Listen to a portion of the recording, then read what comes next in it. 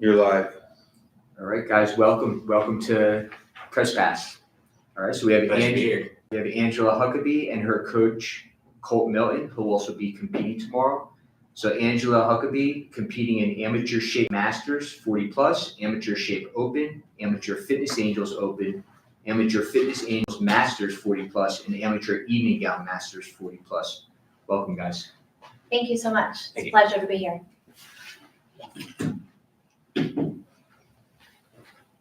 Whoever's talking, grab that mic. All right, so Angela, you competed a couple months ago at the IPL Alaska show and earned your pro card in Evening Gown Open. This time you're going for your pro card in Evening Gown Masters.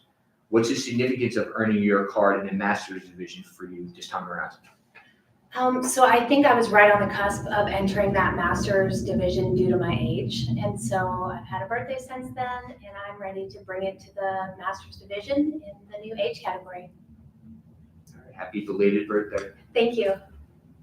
All right, we talked after the Alaska show about a few divisions that you could excel in, one of them being the shape division. What was the deciding factor in committing to this division for tomorrow's show? So I think the deciding factor was really the expertise feedback that I got from the judges panel based on my physique and the muscularity of my lower half. The shape division is a better division for where my body naturally falls. And so I brought in some different ways to lean up and really am trimming up for this show versus the Golden Heart Classic. So ready to bring it with more conditioning. And I've really been working on my poses. So I'm going to bring it in that regard as well. All right, nice. All right, if you earn your pro card in Fitness Angels Open tomorrow, you could potentially go against current pros T-Moss and Kirsten Cote, a competitor you faced several times at the Alaska show across multiple divisions. What are your thoughts on this? I think that the more women that are competing in this exceptional category, the better. The category itself is just a phenomenal way to bring some femininity and an angelic style to our fitness that we're already working so hard to do. So it would be an honor to be on the stage with those pros, for sure. As we were discussing, you did recently turn 40. Again, happy birthday. I was there with you a week before at our photo shoot. We did a fun photo shoot. Do you see yourself becoming kind of a competitor who focuses on the 40 plus classes, or do you equally feel that you'll be entering the Open? That's a great question. I think that there is enough competition to equally distribute my entries into both classes. So I'm coming for both the Open categories and the Masters. Do you think equally there's not like one you're going to be leaning towards? I think so, yeah. You and Kirsten were kind of like a thing at the Golden Heart Classic in terms of just how close you guys were to each other in each class. What's your take on Kirsten, and why do you think you edged her out in some of those classes? Or do you not even really know or think about that? So every time I compete, it's competing against my former competition. So I am being better than who I was or where I was in the last show. And I think for women, it's important for us to compete against ourselves rather than against other women. Kirsten is a gorgeous woman, both inside and out, and she really shined on the stage. There were things between the different categories that we both competed in where she beat me by 1 or 2 points, and then in a different category, I beat her by 1 or 2 points. That can be attributed to a couple of different things. It could be attributed to nutrition. It could be attributed to nerves or how we perform on stage. But I can tell you that the closest that we had in those different categories made the show just that much more fun because we're building our physiques for a certain aesthetic, but we also want that competitive edge between competitors. And so it's just a beautiful way to showcase our bodies and our hard work and effort that we put into our physique. Awesome. So steak, right? Protein. Yeah. So even high fats, right? High fats, yeah. Animal fats. Let's get into it. Absolutely. So I'll just dive in briefly to how my diet is different than other competitors. I value animal-based diet, and so that means steak and eggs is my main source of protein. Chicken, yeah, but more beef and red meat. It's just more bioavailable. And then my favorite steak or food is going to be like a fatty ribeye. So my body in particular works really well off of high fats, and the high fat, high protein combination has really enabled me to lean up and to still maintain a high muscle mass. So it's been an exceptional journey, and I'll let Coach Colt talk a little bit more about the carnivore diet. And if we have time, maybe share a little bit about our peak week refeed, which is pretty unique to the carnivore diet. Yeah. So how do you come into this thing, Exactly. Colt? Okay, so this is my 13th bodybuilding show, and the first 4 that I did were all calories in, calories out, and lots of cardio, and I just kind of felt like crap after after a couple of years of what I felt was just kind of running my body into the ground. After that, those are all self-coached too, by the way, so there's like a million things that I could have done better. So then I hired a coach, and he put me on more of a whole foods paleo diet. And we had a lot of high fat and keto days. And I was like, well, I feel a lot better on these high fat days, and I kind of look forward to them. And so I started to incorporate more of them. And I asked him if it was okay. And so then from there, I just kind of went keto and discovered Robert Sykes and realized that keto bodybuilding was a thing. And there's a lot of bodybuilders that never use carbs. I also had, I've also struggled with binge eating and a lot of, I guess, unhealthy relationships, very much an unhealthy relationship and unhealthy tendencies towards food until I went keto and carnivore. I think that a lot of it had to do with being able to stabilize my blood sugar, having more consistent energy throughout the day, and being able to control my appetite and my feelings around food, which had kind of manifested themselves around the first few shows that I tried to coach myself through. I didn't do particularly well at those shows. The shows that I had a coach through, I missed my pro card by like barely. I got second place in Edmonton, and I got second place at a show in Washington, and now I'm just kind of pissed off and irritated that I'm still not a pro, and I'm coaching 2 pros that I feel like are a lot better than me, and I'm just trying to get to their level. So over the last couple of years, I started a podcast called Carnivore Coach's Corner, just kind of enthusiastically sharing what the carnivore diet and the keto diet has done for You my invented life. the carnivore diet? Oh, I invented the carnivore diet. Yeah, I'm the first one for sure. No, I discovered,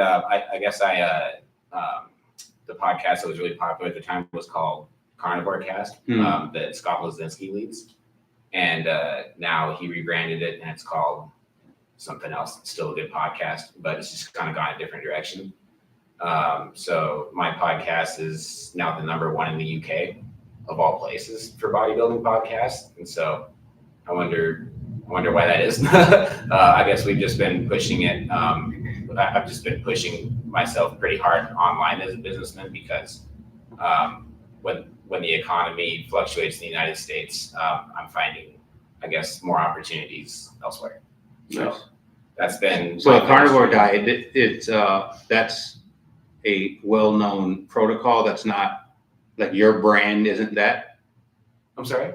The carnivore diet isn't, is that like a well-known protocol, like a general kind of thing? Or is that your company? So I guess that the difference, so the carnivore diet, what the carnivore diet is and how it's different than the ketogenic diet is both of them are low carb.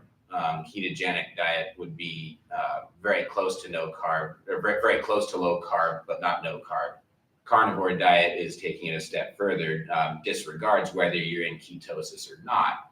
And it has more to do with the types of food that you're eating than your calories, your protein, your fat, your macros, and all that. And so the focus becomes more on what foods you're eating based on what you're trying to heal with your body and whatever you're going to the carnivore diet for. Most people that have been doing it for a while, they have IBS, they have Crohn's disease, they have some sort of a reason or a condition, a thyroid issue, or a reason why they're on the diet in the first place, and going to the extent of cutting out plant compounds. And so people like Angela and people like other people that I've trained over the years have actually been doing it quite a bit longer than me. And so I feel like I learned more from them nutritionally, from the diet and from the lifestyle. But I guess with my experience as a bodybuilder, that's kind of my niche in the industry, is people that have been doing keto carnivore for a while, or just that's the way that they choose to live for whatever reason. And I'm the guy that helps them have a six-pack year round doing it. Nice. You may have just answered this, and I might just be tired, but keto versus carnivore. Yeah. I think you just answered this, but what's simplify that for us? Break that down. Keto versus carnivore. So the purpose of a ketogenic diet is to attain and maintain a state of ketosis. That's not as important in the carnivore diet. The carnivore nutritionists and the carnivore doctors that I guess we listen to and we study, and my coach in particular, his name is Richard Smith. He lives in the United Kingdom. They all use we all use the diet and use this way of eating mainly to abstain from a lot of plant compounds that we find we do better without. So think of the carnivore diet as being similar to fasting in a way that the focus is more on obtaining our nutrition from meat sources exclusively and not from plant sources. And so, yes, it's an elimination diet in that sense. And so I think of it more as fasting on a contest prep, whereas the ketogenic diet, there's a different mentality in terms of how the diet is approached and how it's used in terms of bodybuilding. So in terms of bodybuilding, typically what I see, ketogenic community, it's the focus is still very similar to tracking calories and tracking cardio and tracking everything to a T. We tracked water, salt, macros, pretty much everything through this prep all the way up through peak week. And then the last 1 or 2 days is when you really have to throw a lot of the rules out the window and just look at your own physique and just assess how you feel and go, okay, what levers do we need to pull right now? Like this is how we live year round, and we followed this prep to a T. I don't think, looking back, there's one thing we could have done better. We've learned something. We've adjusted something from every single one of your shows, from every single one of my shows, and we're just putting everything together and everything that we've learned collectively right now. But yeah, I don't think there's one thing that we could have done better. Now it's just a matter of assessing, okay, are we still full of glycogen? Are we still on top of our water protocol and everything? And I think we've checked all the boxes. So what can we expect from you tomorrow? If we do everything right, I should be a 15-pound heavier version of what I normally am. So last time I did this, I gained 13 pounds in 1 week. So basically I'm somebody that never ever eats carbs ever to depleting myself of everything. So this is what both of us did this last week, is deplete ourselves of everything. And then we had a massive fat refeed for 2 days. So basically like as much fat as we can, and from long chain fatty acids that are gonna, so if you think about like carb refeeding, think about like sweet potatoes, right? So sweet potatoes are really slow digesting source of carb, right? So like long chain fatty acids are going to be your fat chains from animal tissues. And so think of it like the same way in that regard. So we did that for a couple days, and then we have 3 days where we reduce our protein and reduce our fat slightly, and then we fill out with as many carbs as we possibly can, and then we stay filled out from there. Personally, I kind of walk a fine line where I can spill over like that. Right. And that's kind of ruined my shows in the past. And so what I do after I'm already full of carbs, and so I don't get flat throughout the day as I'm on exogenous ketones. And so your body, if it has exogenous ketones and glucose in your body at the same time, it's going to burn exogenous ketones even as a preferred fuel source over glucose. And I didn't know that until I started working with Richard Smith. So I think I gained 4 or 5 pounds when I gained fat, and then I gained about 6 or 7 pounds when I reintroduced carbs. And then when I put exogenous ketones on top, that makes me like 2 pounds heavier. You got a good shot, I think. I mean, seeing you from social media and the internet, obviously, that's not real life necessarily, but it's a good read a lot of times on people, and you look good. That's what I'm saying. You have a chance to earn that pro card. I think you have a shot at it. If you do, it sounds like you're going to hop in and make your pro debut. Right now, that's against 2 gentlemen, Steven and Jonathan, who I think you've seen or you know a little bit about them. What are your thoughts about potentially earning that pro card and hopping into that pro class tomorrow? I'd be honored. I'd be absolutely honored. To be honest, haven't seen these gentlemen, and so whenever I see a guy that has muscles in the hotel, I'm like, "Are you doing the bodybuilding you done too, bro?" And then you got to do that. Yeah. So I haven't met these gentlemen, but I don't know, man. I've come into shows before thinking that I had a really good chance at winning, and then some guy flies in from fucking like some other continent that has genetics that put mine to shame. And I'm like, shit, what did I come over here for? Right. So we'll see. But to answer your question, I guess I'm very confident with all the boxes that I've checked. And looking back, I don't think there's a single thing that I could have done better. So certainly have no fucking regrets. And I certainly know that I'm a lot better than I was the last time I stepped on stage, which was this competition in 2022. Awesome, man. Very cool. I know you don't follow NPC, and I neither do I, but awesome. Yeah. Any final thoughts? Any thank yous? Shout out. It takes a village to get us here. Obviously, you guys help each other, but I'll hand it over to Angela in a second. But I just wanted to thank her before I pass the microphone back, because she told me about this show, and I think this organization is really cool. All my competitions have been other natural federations and a few NPC shows, but I just like how you think from the amount of time that we've been talking together. And I've promoted a couple shows myself, and we think outside the box. And so we don't really think like other organizations do. And so it's just been really fun so far getting to know the Tanner and just getting to know the staff. And I mean, everybody that you guys have here. But really, I just want to thank Angela for being a hell of an athlete too. And for I don't know a lot of bodybuilders, let alone carnivores that live around me, let alone carnivore bodybuilders. Like, we're very, very niche. We haven't gathered that yet. Right. So I guess just somebody that has been executing everything like the way that I do it is just such an honor, and it's so cool to see it in action, and just super, super proud of her. So thanks for telling me about the show too, because the last show that I did was guest posing. It actually wasn't even competing, which is another reason I want to get my pro card, because I feel weird guest posing and not being a pro. But I was like, okay, here's an opportunity to like actually compete and actually like be my own lab rat and see if I can gain 17 pounds and look better in a week, the way that Richard has done. So I just want to be his best student. I want to say thank you to him, thank you to Angela, and here is the Carnivore Cutie. Awesome. Thank you so much, Colt.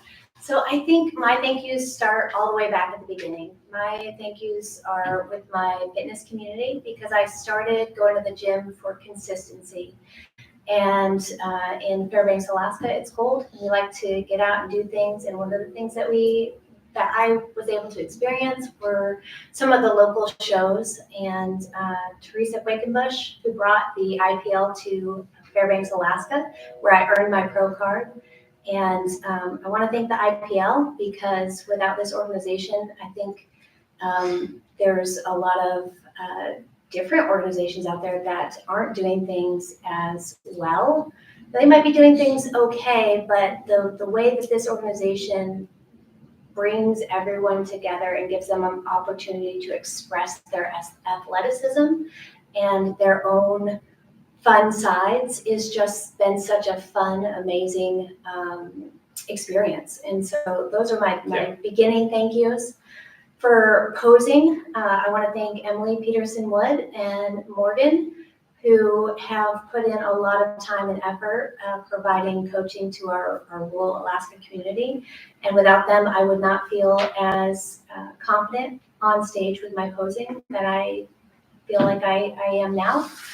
And then finally, I want to thank Coach Colt, because this carnivore diet has been such a fun way to look at competing and to look at body manipulation. And so I think that that's a fun twist and a fun aspect to the bodybuilding aesthetics that we're doing. And Peak Week has never been more fun than with you. So thank you so much. That's awesome. Very cool. Well, thank you guys for being here. We're honored to have you both. Angela Huckaby and Coach Colt Milton, both competing tomorrow. 2024 IPL APEX VIII. Their first press pass. Thank you for doing it, guys. We will see you tomorrow. Let's go. Absolutely. Have a good Thank night. you. Awesome. Woo!